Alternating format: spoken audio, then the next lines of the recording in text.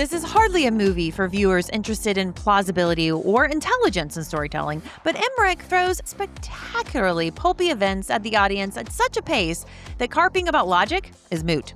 It's more of a matter of carefully selected elements having been stirred together with the obvious but effective touch Cecil B. DeMille learned how to apply not long after the dawn of cinema. Cataclysm, elemental human ties, individual jeopardy, the boldest possible opposition of good and evil, life and death struggle, a little religion, brotherhood of the underdogs, ultimate triumph through ingenuity and heroism.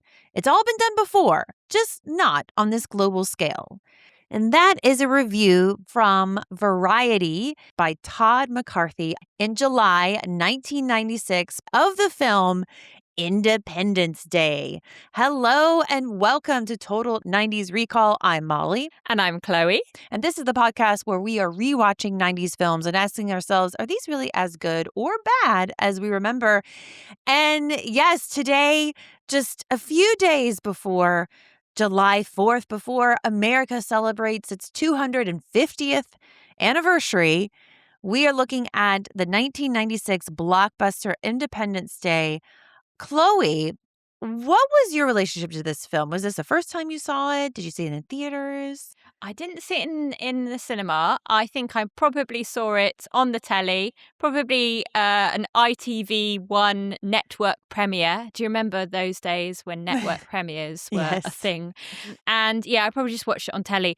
There's a little part of me, because I really don't remember a lot about the film before I watched it last night, I wondered whether I had watched it maybe from halfway through or something like that, because I had so little memory of this film. All I really remembered was the White House being exploded, which, let's face it, is in all the shots, the trailer. It's the famous It's on the poster. Exactly. So I could have just remembered that from osmosis. And I remembered the ending with Jeff Goldblum and Will Smith going up in the mothership, uploading a virus from an Apple laptop onto the alien spaceship's mainframe or whatever. Very 90s. So that's all I remembered from it.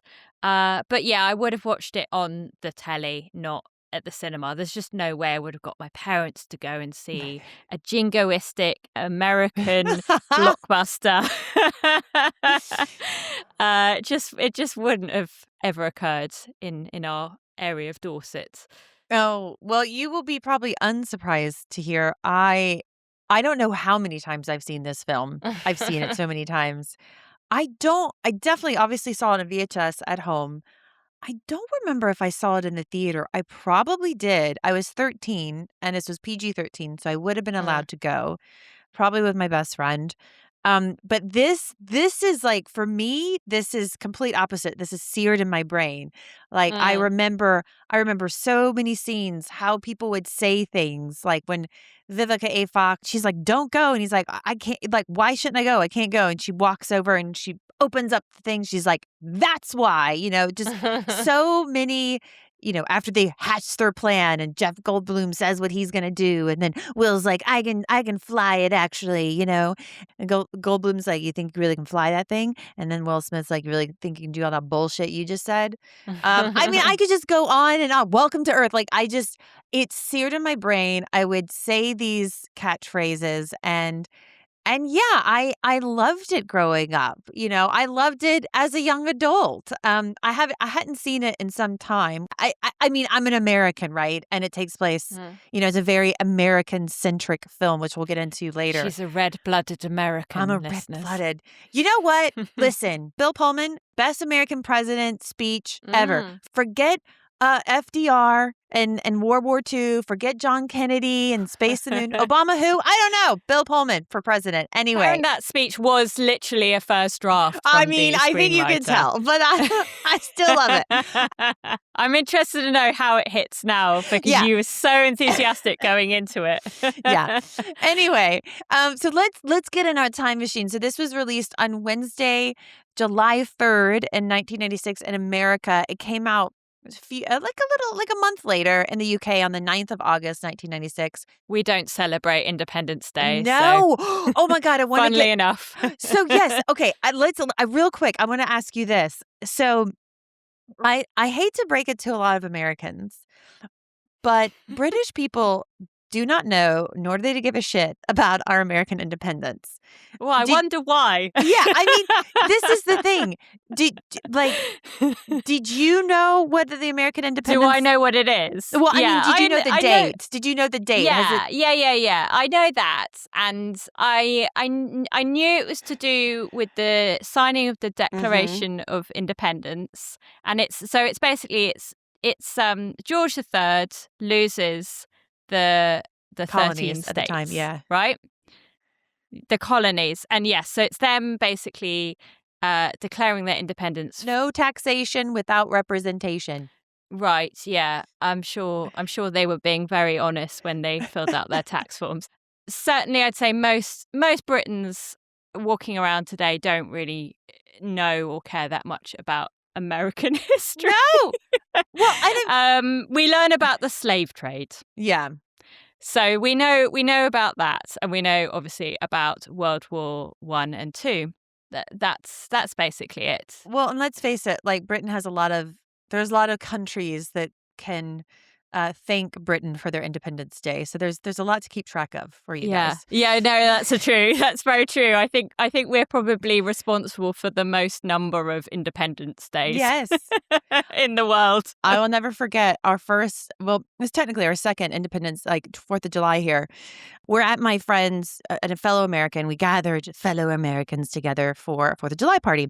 And his roommate was British, and she's like, "Oh yeah, you guys have some kind of holiday today. What is it you're celebrating?" And we're like, "It's our Independence Day." Okay, so that's that time machine. Let's get in our current 90s time machine. So this Independence Day was released Wednesday, July 3rd, 1996 in the U.S., and a month later on the 9th of August, 1996 in the U.K. It had a $75 million budget. It had an $817.4 million box office worldwide. So almost $1 billion in the 90s. So I think it did pretty well. It's the highest grossing film of 96 and briefly the second highest grossing film worldwide of all time between 1993's Jurassic Park. Our first episode, go back and listen. It was directed by Roland Emmerich. You would know him, lots of disaster films, Day After Tomorrow, which I remember liking that. Now, it'd be fun to go back and rewatch that. I probably feel the same. Although with climate change now, I'm like, oh my God, that film was very prescient. Anyway, Day After Tomorrow, 2012, Moonfall was his most recent film. You can guess what that's about. Yes, you can guess what that's about. So there's a theme here. Written by Roland Emmerich and co-written and his writing partner, Dean Devlin. And did you hear about this Stargate link and rumor? Do you know about this? I know that they made Stargate before this. It's quite a good film. Correct. But yes. I think all I had heard was that Emmerich had kind of come up with the idea in a press conference he'd come up with the idea for Independence Day in the press conference. So the rumor was Independence Day was originally going to be a sequel to Stargate, but then Stargate didn't perform very well at the box office, so they scrapped that, which it kind of makes sense why people would think that because, you know, these aliens just come to Earth. We don't quite understand why, right? So this kind of explains why, because we like pissed them off in Stargate. But that's not true. They just both wrote on that film and then Roland Emmerich directed this. So it's not true. I have a friend that told me that and I was like, oh my God, that's amazing. And I hate to tell her, but it's not true. I'm so sorry. Anyway, so starring, of course, Will Smith, Bill Pullman, Jeff Goldblum, Mary McDonnell, Judd Hirsch, Margaret Colin, Randy Quaid, Robert Loggia. I'm sorry, Robert, if that's not how you say it. James Redbourne and Harvey Fierstein. Chloe, if it's been a while since somebody has seen this, or maybe they've never seen it, what is the plot of this film? Remind people what's happening. Yeah, I feel if you haven't seen it, then you should probably watch it because it's a better watching experience than it is a plot. Let's put it that way. Yeah. Basically, it gets right to it with the aliens looming over Earth. over the moon and then over Earth. And so we see the story from the perspective of about 4 main characters. So you have Bill Pullman as President Thomas J. Whitmore, who is a Gulf War veteran and former fighter pilot. That will come back at the end. And he has a press secretary played by Margaret Colin. She's called Constance. She is also the ex-wife of Jeff Goldblum's David Levinson, who was educated at MIT but now works for a cable TV company or something. He's kind of a huge hottie. He's a huge hottie. But he is also very smart, and you know that because he plays chess. Yes, and he plays chess with his dad and beats him at the beginning. So he must be smart. There is also Will Smith as Captain Stephen Hiller. He is a pilot, a squadron leader, and he's kind of pretty cocky. He is dating Vivica A. Fox, who plays Jasmine, and she is the mother of a sort of a small boy. And Will Smith's character, Stephen, is contemplating marrying her, although his best friend, played by Harry Connick Jr., warns him that he won't get to join the space program if he's married to an exotic dancer, because that's what Jasmine is.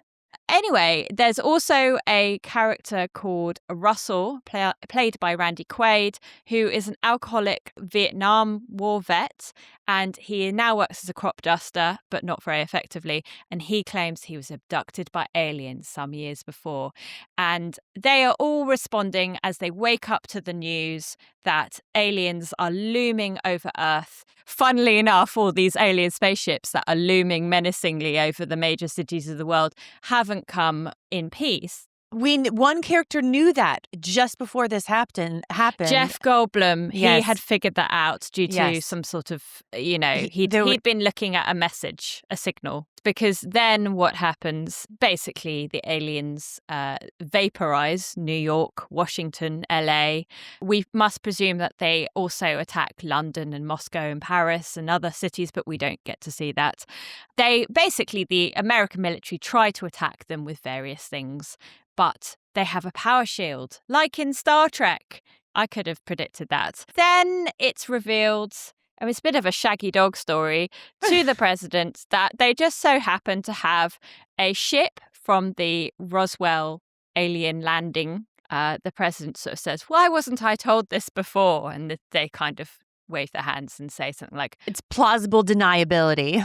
Yes, which I feel is not a word, but anyway, it is a word. It totally is a word, and deniability. It's an plausible. American word. Yeah, plausible deniability is definitely a thing that's used, and it's definitely used in this as a plot device. Yes, indeed.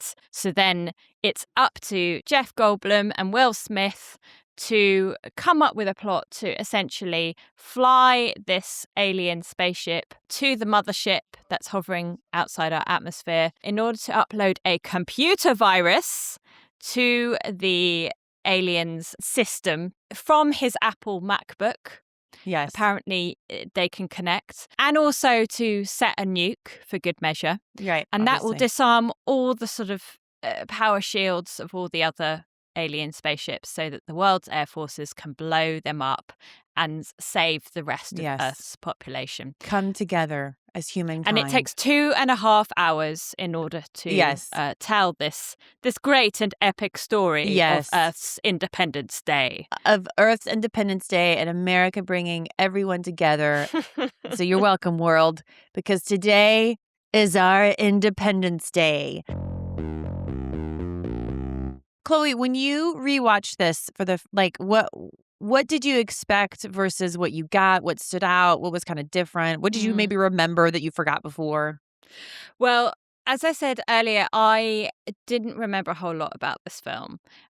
So in my head, it was a big dumb blockbuster. Yeah. So I'm glad to say that when I started watching it again this time, I did feel, is this possibly a bit of a classic that I have overlooked. Is this better than I remember? Because what I really liked was I liked all the introductory scenes of the characters. I think I found them quite charming in some ways. And I don't know really why it is. I think it's just because it's just sort of right into it. We've got all the characters responding to the situation. I liked all the sets and costumes. It felt very lived in. I liked that in the presidential suites, there's lots of extras sort of bustling about. It felt really believable. And comparatively, I feel like modern films are often quite sort of static, or a bit kind of controlled or, bloodless. So I quite like that. Bloodless. After that, I feel it does revert to the big dumb blockbuster. There's quite a lot of slightly mechanical talky bits, I think, particularly when Bill Pullman's character is sort of responding to the fact that, many cities on Earth have been decimated, and he's got just the most kind of dull paint by numbers dialogue. It doesn't really kind of rise to the occasion on that point. I think there's also a lot of coincidences and various things. I know that we've been told by Todd McCarthy of Variety that carping about logic is moot. I will probably carp. But yeah, it's very bombastic. It's filled with American jingoism. Yeah. I was surprised there were a few brief moments in which you see other peoples speaking other languages from around the world. So it's nice to know that, the other several billion people on Earth were remembered. But it's largely about what the Americans are doing and what Jeff Goldblum can come up with, because apparently no other great minds from around the world could have come up with figured it out. Some of these ideas. Tonally, I was surprised at how quite larky it is, but it's mercifully a bit different from those sort of 2010s comic book movies like The Avengers, where it tips over into snark. With this, it's sort of relatively more just kind of quippy, quite fun. It never very feels 90s, which I like. That's not a complaint. That's a compliment. No, exactly. Because I think nowadays it would be darker. It would be both visually darker. This has lots of good lighting. Yes. And it would be kind of more desperate and miserable. And, this film's 2.5 hours. It would probably be like 3.5 hours if it were made today. It merrily borrows from a bunch of other blockbusters like Jurassic Park, Close Encounters, Star Wars. Apparently, screenwriter Dean Devlin claims that Spielberg liked it, and he said, quote, "I loved all of your references, especially to all of my movies." Oh, burn! Yes, Steven Spielberg. But I've just seen Steven Spielberg's Disclosure Day in the cinema, and no spoilers, but I feel like he's riffing on a lot of his own back I was about to say, that. I've heard, Yeah, so I'm seeing it in a month. He can't really talk. How about you? Yeah, so I, like you, I was like, oh my God, is this actually secretly a masterpiece? Because like the first 30 minutes, it's like a lot of 90s films. They get straight to it. They set it up. There's literal like shadowing in the foreshadowing when you see the mothership coming across the moon is bringing its shadow over the plaque. It's not subtle. From the plaque that Neil Armstrong, the first man on the moon, said. And it's like, we come in peace. And it's like, oh, we definitely don't, because there's a shadow over it. and they do a really effective way of just introducing here are your main characters. Here are the people that you're going to be following. And we understand, we quickly understand that President Whitmore, while, used to be a fighter pilot, is now kind of a wimp. And I think that's an exact quote. But at the same time, he has a conscience. He cares about people. Fun fact: when we see the press secretary, she is the press secretary. The paper that she's looking at, the weather is on the back of the paper, and it's a winter forecast, which this is supposed to be taking place in the summer. So that's a little bloop in the production. But anyway, but yeah, we learn all of this really effectively. You automatically know that all these ships are going on these major places, on these major cities. And what I found was really interesting on the rewatch, I immediately associate this with Will Smith is first, then Jeff Goldblum and Bill Pullman. And we don't see Will Smith until 20 minutes into the film.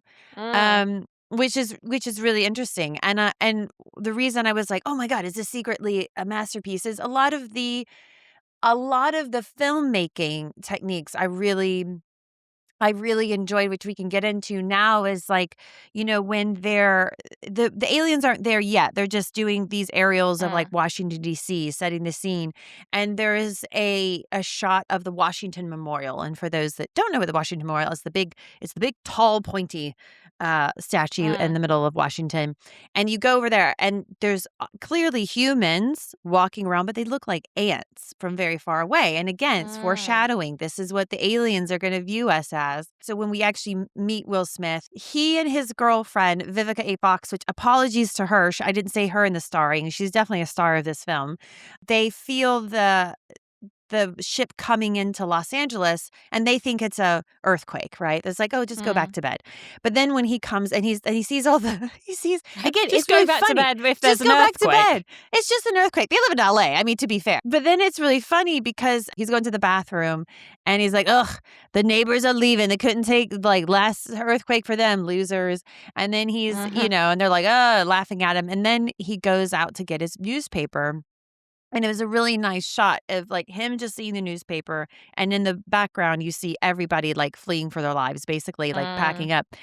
And it's just really subtle filmmaking. And then you switch to the classic like zoom in, pan back shot of when he actually sees the ship. So I thought the filmmaking in the beginning was really good. But as you say, it then just becomes a popcorn movie, which, to be fair, I'm okay with. I think this is Mm. because I like screw the logic, which we'll get in there. There are a few problematic things I have with it. And ignoring logic, I am okay with sometimes just switching off and just if you Yeah. just want to switch off and not think, this is a fun movie. It's a super fun Mm. movie. Once the aliens attack, then it becomes a disaster survival movie. And yes, the ridiculous, the one guy that figures it out is working at a cable company and he figures out a virus because it's the 90s and a Mm. virus is the thing that's gonna, get rid of the aliens. But yeah, it was looking back like as I think I already said, the speech, Bill Pullman, it was much shorter than I remember. Mm. And, yeah, I liked it. Things landed the same but different in some ways because 'cause I've seen it so many times that I Mm. was, like, looking forward to this line or that line. When I'm thinking about, "Oh, what would this be like if it was m made today?" Mm. Because there are some things that were quite I don't know what you thought, but, like, somewhat progressive, but made me wanna talk myself out of this, like, the fact that Yeah. Constance was, like, career driven, and that's what kind of we don't quite know exactly, but it seems like that's what ended their relationship because he couldn't handle that. I don't know, what did Well, you he think? makes out that it's kind of her fault that she had this job, Yeah. and I don't know if it's just that she wanted to move away to Washington and he wanted to stay in New York or something, but I don't feel like they really make it clear. It's kind of Yeah, like a woman can be both married and have a job. So I don't know if it's just sort of it feels a little bit like it's responding to this idea of women have careers now, so yeah. we'll just sort of Yeah. make a point of it, but we don't actually know what the issue would have been in their Yes. marriage.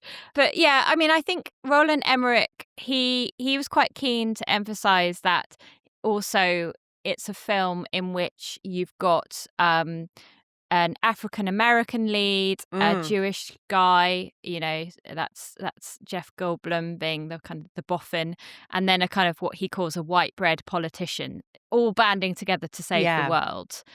And I think, fair play to him. He and Dean Devlin really stuck to their guns because they wanted from early on to cast Will Smith in the role. And he wasn't a massive, massive star. I mean, in my heart, he was because he was the Fresh Yeah. Prince of Bel-Air. So he was on Yeah. my telly every day. Yeah. But he wasn't a massive star. And I think the studio, which is 20th Century Fox, they they had a couple of reasons why they weren't so keen. But apparently one of the reasons quoted was that they didn't believe that a black guy as a lead would work abroad in foreign Mm, markets. And I've heard this excuse used in yeah. in publishing, my old job, for translated rights. And I guess I just don't buy it because I feel No. like any work of fiction is a means of it's telling you, it's putting you in the shoes of a character. And so if you can't empathize with that character, that's a failure for you as an audience member. And and ultimately they were wrong. Yes, They absolutely.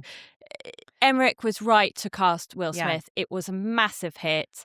And clearly audiences could connect with, one of the leads being an African American. This is something that still goes on today, in the Star Wars latest trilogy. Mm, John Boyega, mm, he's one of the two main characters, and for the Chinese promotions, they made him smaller on the posters for the same reason, and mm, I just call bullshit because of films like Black Panther. I mean, mm, that won billions. It was black led, black mm, written, black directed. We can look at Sinners now, most recently, mm, and it's just lazy and bullshit. And I will give it. Yeah, as you said, kudos to Emmerich, and also but it's also, as we rewatch it, it's so funny to think about that because you are right. I always had in my head like, oh, this was him at his height, but then like looking back on it, you're right. This is actually what broke him. This is what made him the mm. blockbuster star, and from here on, he was bankable. At least in the '90s, at least up until the Wild Wild West Yeah. in '99. Yeah. Yeah, I can't wait to do that one. It is funny the stories we tell ourselves, and now looking back, oh, he wasn't this bankable star. It took this to make it, and he. Yeah. It is really him and Jeff Goldblum, but they really make this film, because of Yeah. all his little quips that were like improvised when he's like, Yeah. he's like, "Welcome to Earth," and I remember that. I remember saying that as a kid, Is and that an improvised line? I don't know if that one was improvised, but I know he was Yeah. doing a lot of improvisation on Yeah, he set. was. Yeah. And even if it wasn't improvised, just his delivery made it. Yeah. And, when Jeff Goldblum says his virus plan, and then Will Smith is like, I can fly it. I've seen how these maneuver and blah blah blah. And so Jeff Goldblum's like, you think you can really fly this? And Will Smith's like, you think you can do all that bullshit you just said? And it's just his delivery of everything, Yeah. because you can like hear him saying it. He's naturally got the Yeah. cockiness and the charisma to carry it off.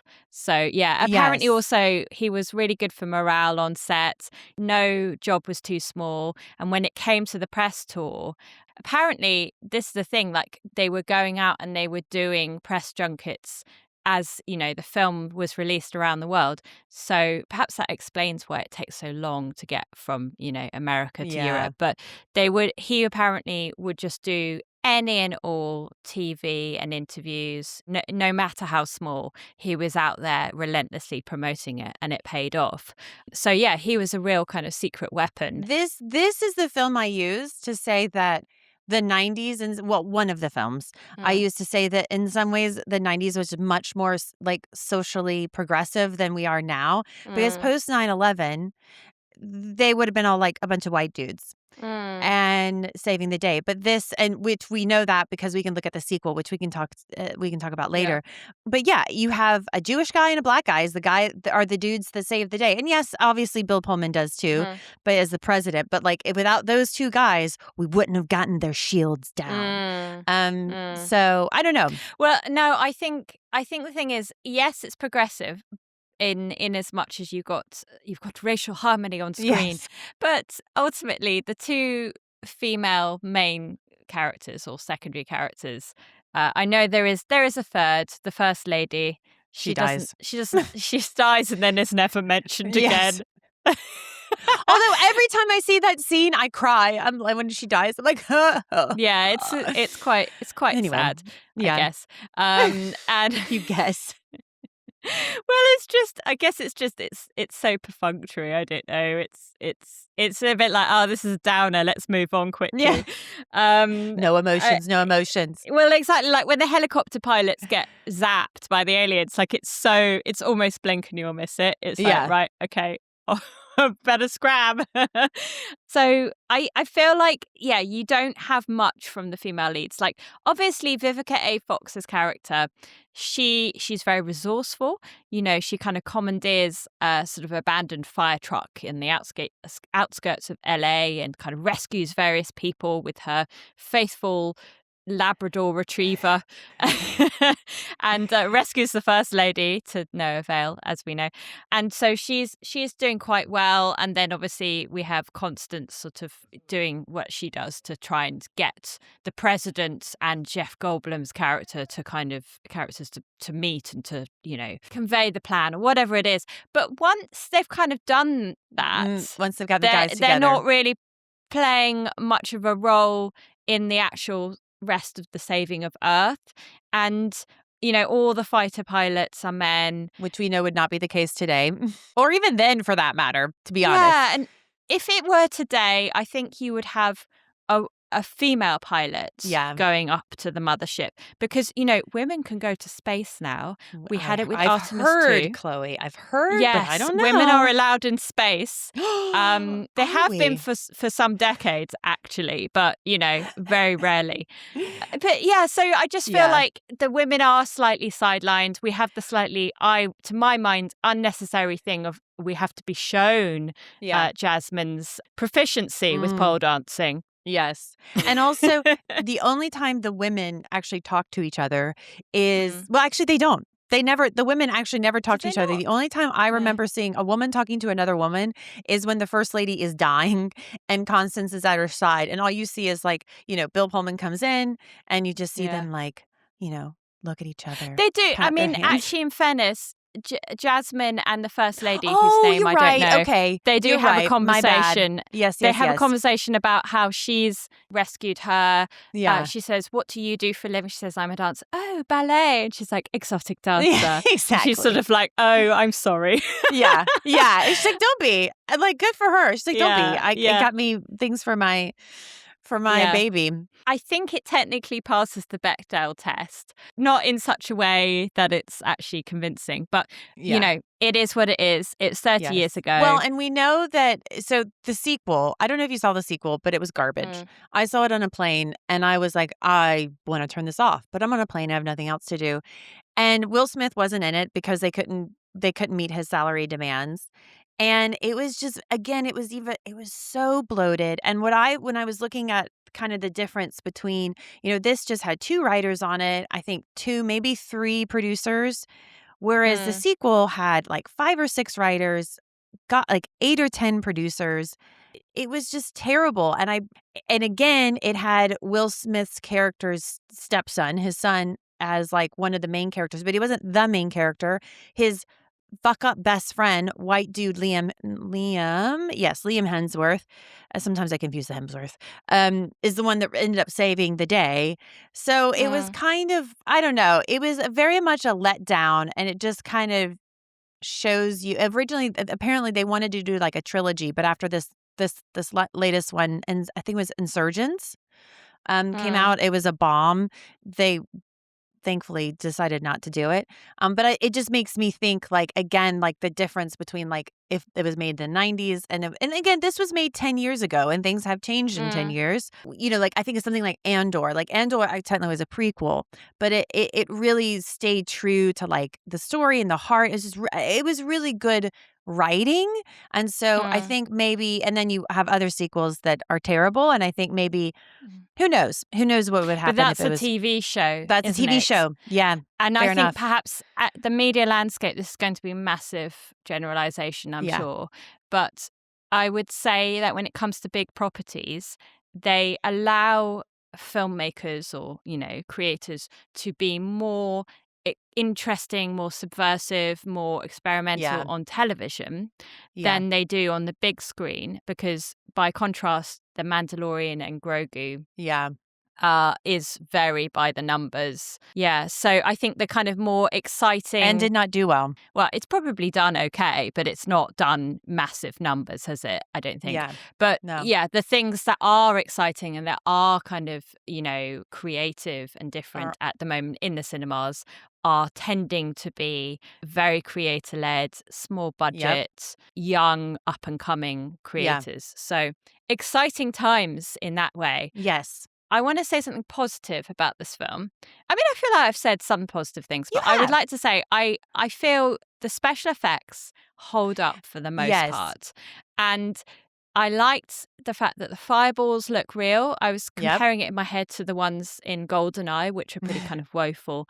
And the clouds, when the spaceships are entering the atmosphere, the clouds around them look really realistic. And so I thought to myself, gosh, I wonder if they've got quite a lot of practical effects. And actually, yes, they do. Apparently, they did over 3,000 FX shots, but a lot of it was done with miniatures, and they made more miniatures of buildings and city streets and aircraft and monuments than had ever been done for a film before then, presumably to save money. But it's quite interesting the sort of Heath Robinson way in which they were getting their looks. Yeah. So Volker Engel, who was the visual effects supervisor on the film, he said, this is a quote from a Hollywood Reporter retrospective on the film. He said, "The Statue of Liberty was one of these very analog gags that we did. We had the idea of just backing up our lighting truck with all our lighting equipment so it would then block out the sun for the Statue of Liberty, which was a miniature that was 5 feet tall." So I think that's where they're creating the shadow appearing over the Statue of Liberty. And when they have the fireballs, that kind of wall of fireball that comes towards the camera, the way they're doing that is that they're literally tilting their city streets upright, igniting explosion at the bottom, and then placing the camera at the top so that the fireball rises up to meet the camera. So it's quite a clever way of doing it. I feel like when they do the composite shots where you've got cars and debris kind of exploding and flying about in front of these fireballs, then it feels a bit shonky. But altogether, I felt the CGI was pretty decent. And I liked that how they'd done, those clouds. I looked that up as well because I thought that looks like a water tank, because I'd seen a thing about how they do it in Indiana Jones, when they open the Ark of the Covenant and all the kind of clouds and the storm clouds and everything. So what they do with the clouds, with the ships coming through, is they made a little kind of horseshoe-shaped rig with lights on it, which had kind of nozzles to push out paint. And so they're submerging this rig, and plumes of paint are coming out from it into the water. And so then they film that. So it looks really effective because it does genuinely look like a kind of an object that's lit up from within the clouds. Fair play to them that I will always beat this drum. I think practical effects almost always age better than 10 times. CG Absolutely. at the time. Like, they have a physical reality. And Absolutely. so good for them, really. I talk about this, with Russell, who we've had on the show, and some of my other friends that work in visual effects. And the thing is, I feel like, and this is kind of across a lot of industries, higher ups feel like, oh, we have this technology, it can make it quicker, it can make it easier. And it looks like shit in the end if you rush through it. And a lot of times what, again, they're doing is just fix it in post, add it in post. And you have films like the latest Fantastic Four. That was still doing the visual effects until a week before, days before it was released. Constraint breeds creativity. And so if you're like, I want this effect, but I can't get it this way, what's another way we can get it? And so then that brings in story, and we can figure that out.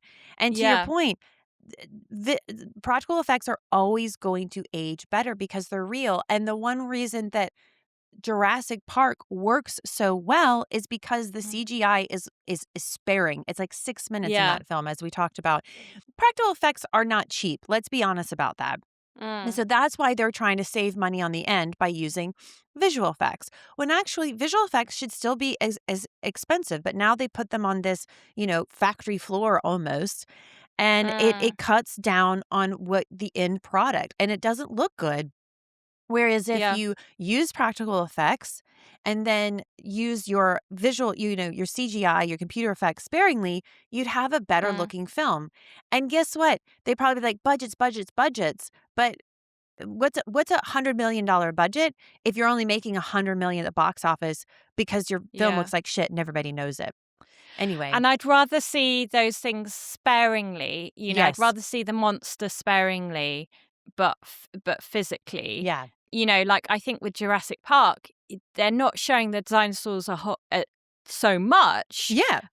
Or they're showing glimpses of it, but that makes it more effective because Exactly. it's, your brain fills in with fear, basically. You're like, oh my Exactly. God. So I think that informs the storytelling, just on that kind of visual level. I will say, however, for me, the alien lab scene in this film doesn't hold up.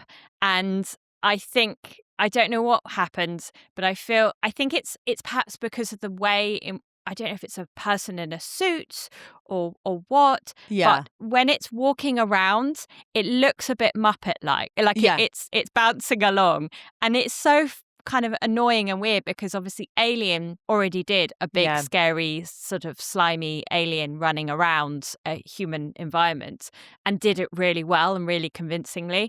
With this, it's almost like they've had to cut between whatever shots they could get, and Yeah. it's just not as No. effective or scary as it should be. It's almost like they really don't completely know what this, and to be fair, maybe they do, but they didn't convey that they knew exactly what this alien looks like from head to toe. It was giving me like Alien, if Alien was done for like a GCSE's drama performance or high school performance.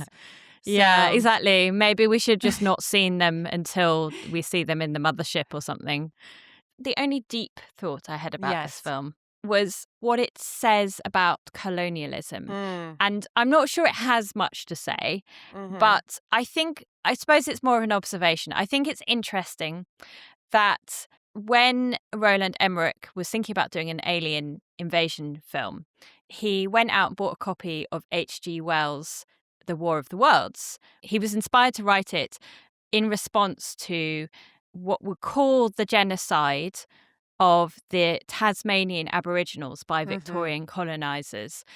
There's a bunch of factors that led to them being a population of several thousand to just a few hundred in a short period of time. There was conflict, there was disease, and there was a lot of horrendous treatment of these people. And I think it's sort of really interesting that 100 years later or whatever, Independence Day is a film that is, it's called Independence Day, but that moment in history is essentially the end of the colonial period, in which, of course, Europeans settle North America, and it don't work out so well for the native peoples, to say the least. And again, whether or not you can call it a genocide, I don't know, but I think you could. I think you could in certain circumstances. There's definitely an intention to literally eradicate the native populations in North America in those couple hundred years. So it's sort of interesting that then basically this is a film which shows what would it be like if the shoe were on the other foot, and a bigger, more, a stronger force with more advanced technological capabilities came and just said, you know what, we're here now, we're going to colonize your land, we're going to exterminate your people, and we're going to consume all your natural resources. So I don't think the film is that aware of that parallel, because I don't think that conversations about the founding of America and its effect on Indigenous people were very prevalent. No. I think it's on a level of the fact that when the president gets to speak to one of the aliens via the scientists sort of being telepathically used as a kind of voice box whilst being choked, he sort of says, can we have peace with you? And the alien's like, no peace. and then he's like, well, what do you expect us to do then? And the alien's like, die. It's just comical. Oh my God. And can we agree that the scientist died, right? Right? We can agree with that? Yeah, he did. He's back in the sequel. Oh, okay. So that's another reason they're not revived even... him. Did the first lady get back in the sequel? No, she's definitely dead. No, okay, she's definitely dead, yeah. She's a woman. We don't need her.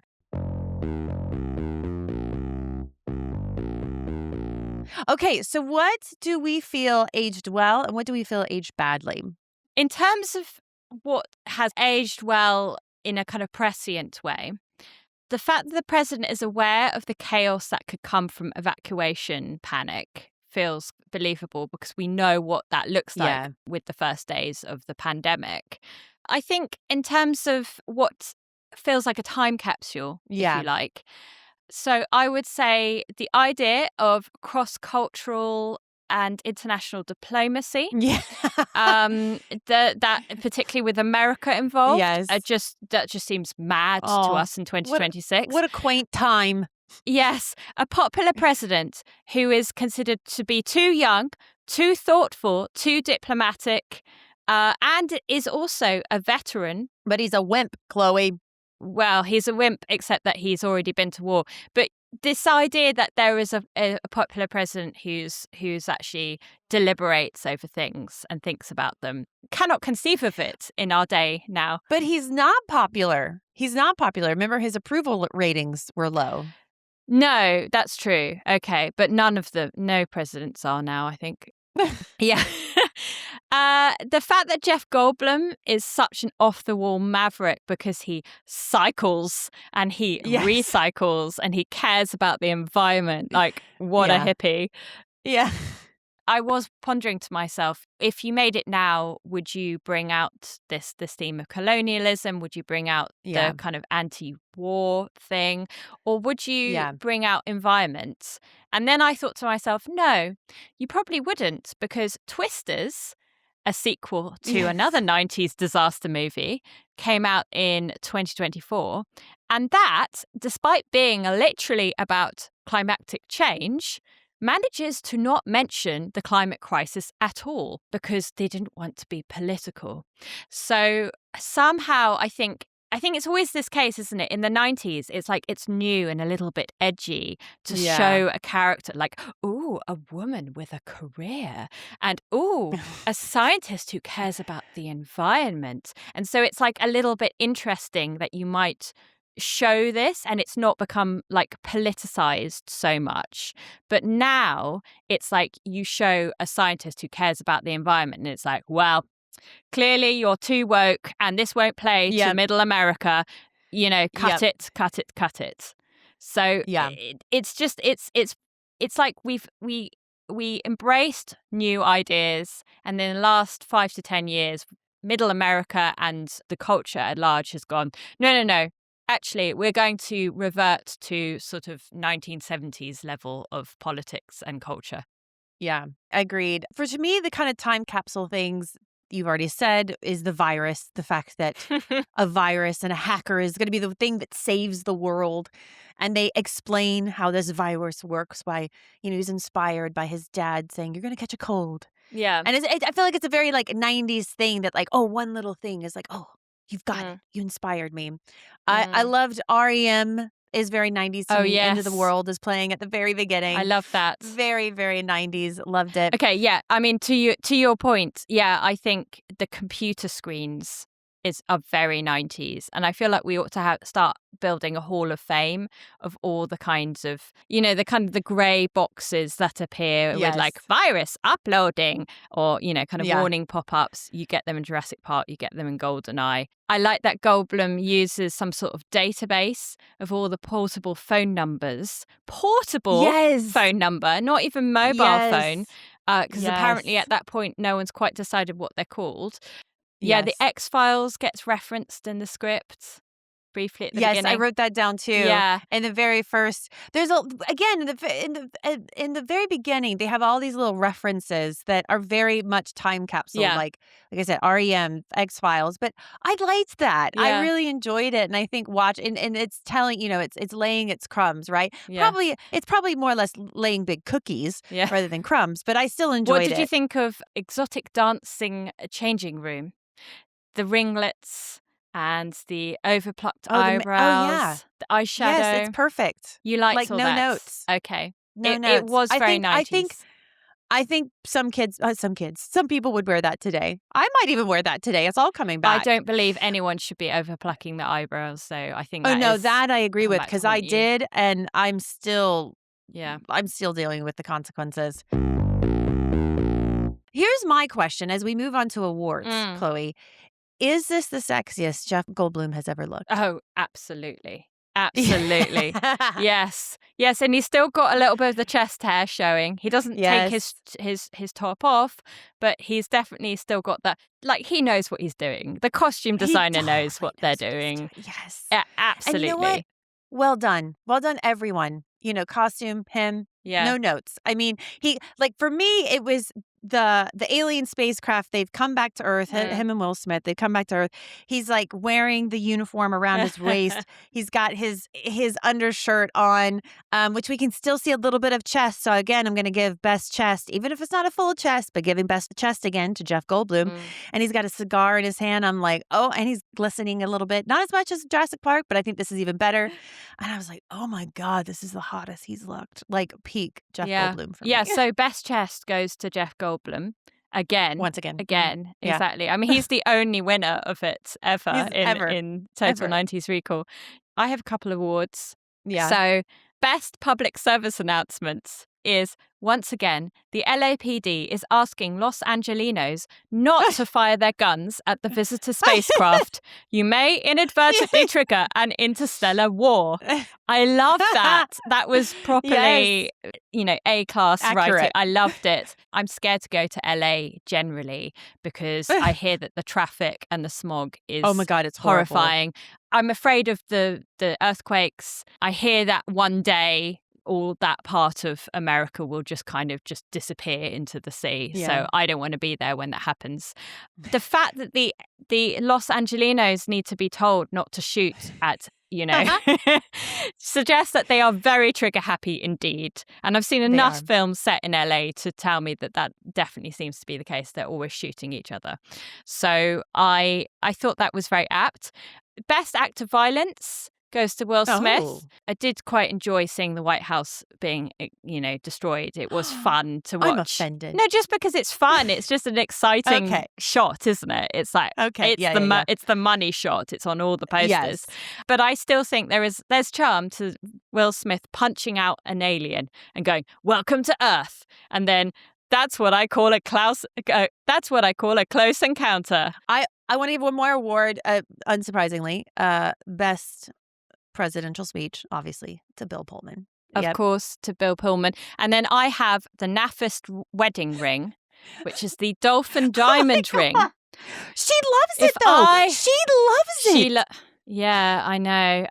If I were her, if I were Vivica A. Fox and I received this, I would presume that it had been bought from the Area 51 gift shop and is just a sort of stand-in due to global disaster, etc., all of the above, and not something that was bought pre-invasion with intent.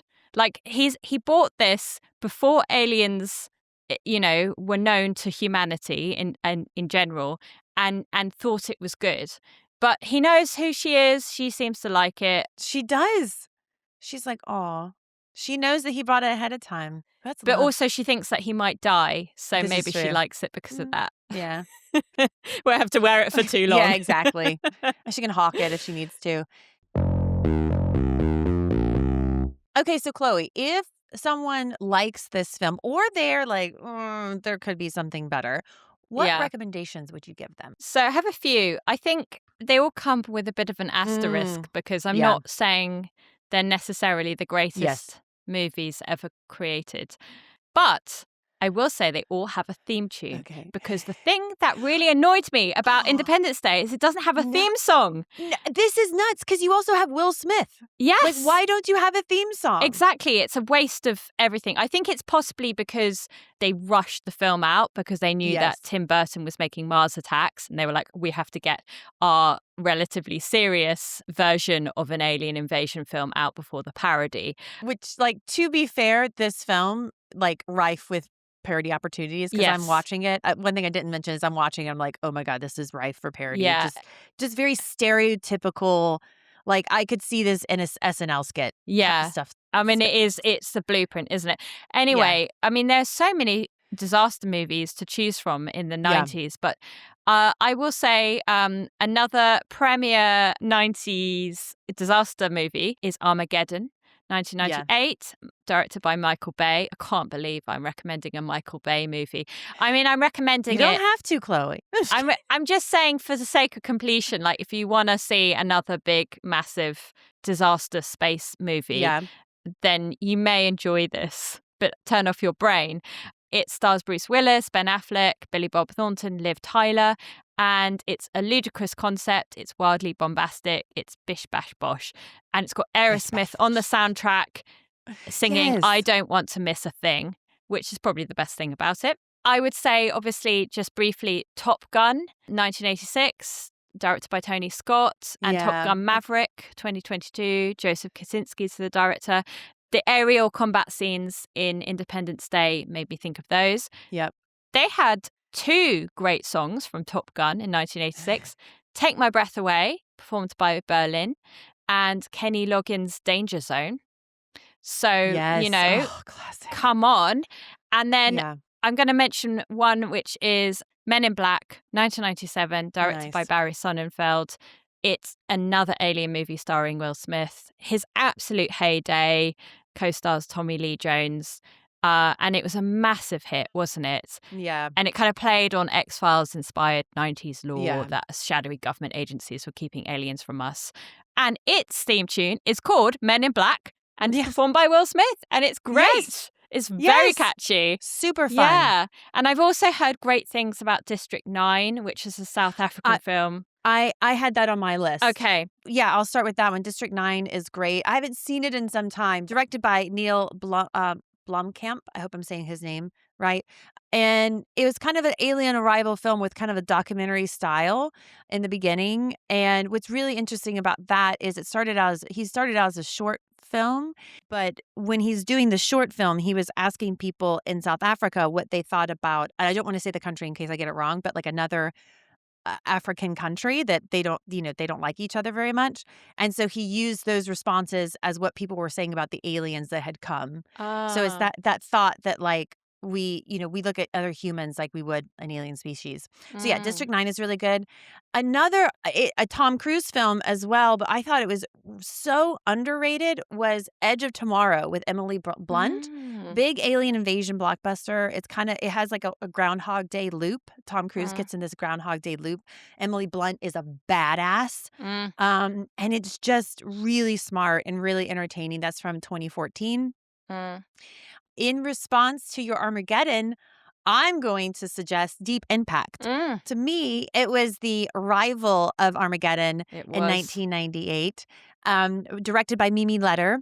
And I think the better of the two films, in my opinion. I actually recently watched it probably in the last year or two. And it's very 90s. I cannot wait till we cover it. It's very, very 90s. Like plot points that would not exist today. The Earth is being destroyed by something from outer space. We have to come together. How are we going to survive this?